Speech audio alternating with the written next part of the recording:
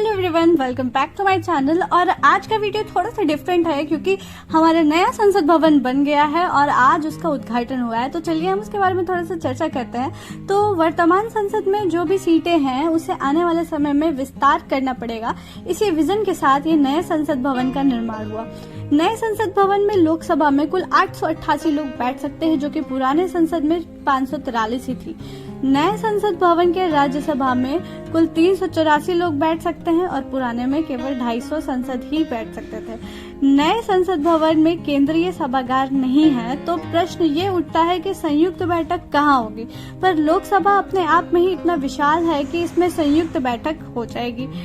इसे आधुनिक तकनीक से बनाया गया है और सिक्योरिटी पर भी विशेष ध्यान दिया गया है। संसद के लोकसभा को राष्ट्रीय पक्षी मोर, राज्यसभा को राष्ट्रीय फूल कमल की थीम दी गई है। राष्ट्रीय पेड़ बरगद को संसद के आहत में लगाया गया है। अशोक चक्र को सभापति के आसन के पास स्थापित किया गया है। इस संसद का निर्माण आगामी 100 वर्षों को ध्यान में रखकर किया गया है। बिडिंग के माध्यम से ये central vista project Tata project limited को मिला। इसके आर्किटेक्चर विमल पटेल हैं। नए संसद भवन में प्रधानमंत्री संगोल नाम के एक प्रतीक की स्थापना करेंगे। ये दक्षिण भारत से जुड़ा हुआ है। इसे राजदंड माना गया है। दक्षिण भारत की एक विशेष डायनेस्टी थी जिसका नाम चोल वंश था।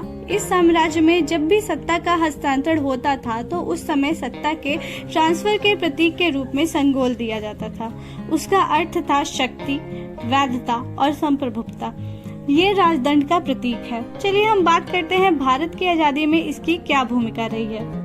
लॉर्ड माउंटबेटन ने नेहरू जी से पूछा, जब ब्रिटिश सरकार द्वारा भारत को सत्ता का हस्तांतरण किया जाएगा तो उस समय कोई समारोह आयोजित होगा या नहीं होगा। तो उस समय नेहरू जी के पास तो कोई जवाब नहीं था, पर उन्होंने उसी समय भारत के तत्कालीन गवर्नर जनरल CV राजगोपालाचारी थे, उनसे परामर्श करने गए। तो CV राजगोपालाचारी वो तमिलनाडु से संबंधित थे।